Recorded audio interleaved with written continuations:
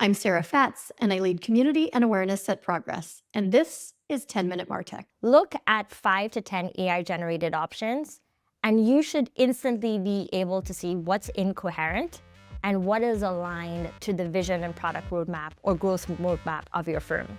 You should be able to discern which ones will support your goals and which ones would rather fall more in the bucket of noise versus signal. That's Shay O'Brien, Principal Strategist at Thought Bakery. Let's get started.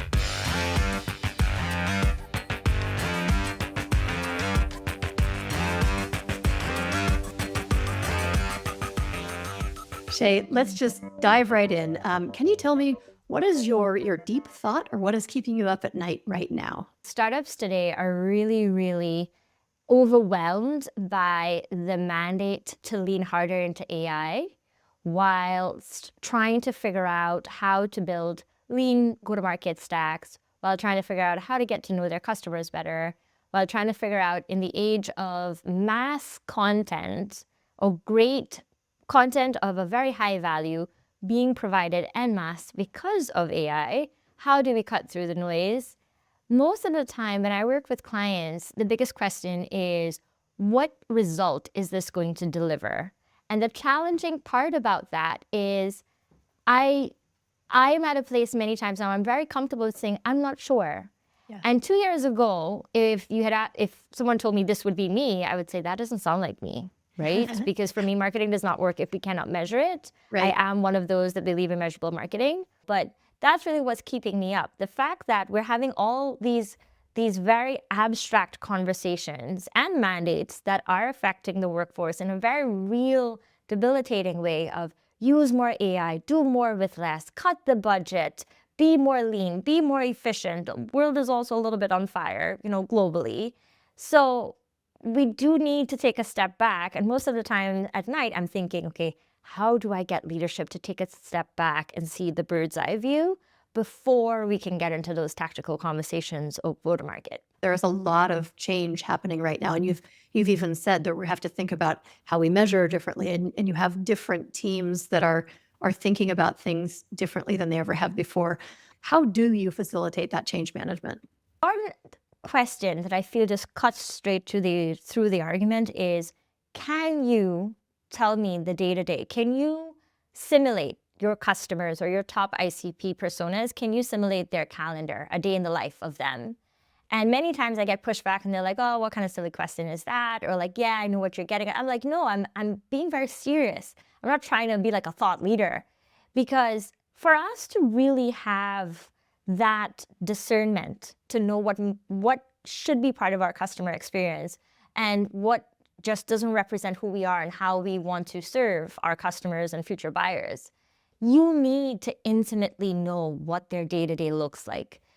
What we're not addressing, and I don't think we can address it in 10 minutes, is fundamentally the way people behave with their digital interactions. It's decomposing, right? The top of the funnel now.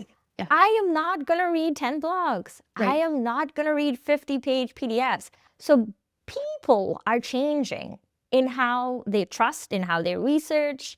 They want to be more autonomous. We saw that 80% of the B2B buying journey, I think 6 Sense in their report about a year or two ago, said that 80% or 75% up, it's an autonomous journey. So by the time they make it to that choice, they already sort of know and who they want to go with. And when we think about generative search and what we can do, I imagine that's going to tick up aggressively as more people become doing their top of the funnel research with generative search.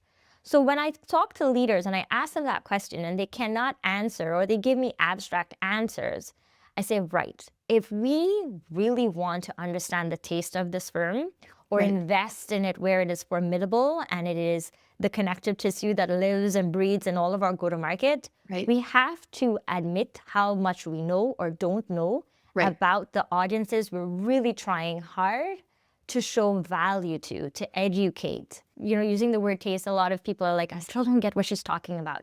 It's really context. In the age of AI, we should all have shared context in .md files that everyone can feed into their enterprise AI safely, and then communicate in a way that same company, different teams, slightly different goals, but same roadmap is being followed, right? Several moving as one. So when you treat context and infrastructure, you decide who owns the truth, how it's updated, and how it propagates. You invest in fewer systems so that you're better connected. So what if somebody wants to determine if their organization has that, or even try to figure out where on the taste journey they are, what are a handful of things they can be looking at to say, okay, we should be pulling levers over here and thinking differently on this, but we're okay in this area? So let's say we're looking at go-to-market strategy for a specific segment, and we want to build evergreen campaigns to support, different go-to-market motions for that segment. Look at 5 to 10 AI-generated options, and you should instantly be able to see what's incoherent and what is aligned to the vision and product roadmap or growth roadmap of your firm.